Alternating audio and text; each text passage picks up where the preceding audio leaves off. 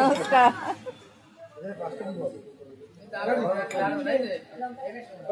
আপনি তো ভাঙবেন আপনি ভাঙেন ওই মাছটা নমস্কার। আমাদের সেই 2 কেজি রানটা সার্ভ করা হলো। আপনারা দেখলেন যে কাকিমা কি করে মটনটা ঝরিয়েছে আর যে বাসিটা সেটাও খাওয়া শুরু করে দিয়েছে। এবার বলেন কেমন লাগছে? খুব ভালো লাগছে। আর এসছেন কোথা দিয়ে? কলকাতা থেকে এসেছি, বিধাননগর। বিধাননগর থেকে এসছে। তা কাকিমার খুব ইচ্ছা ছিল যে 2 কেজি রানটা কি করে ঝরে ঝরে পড়বে সেটা পুরোটা দেখানোর জন্য। বিরিয়ানিটা কিরকম সেটা বলেন।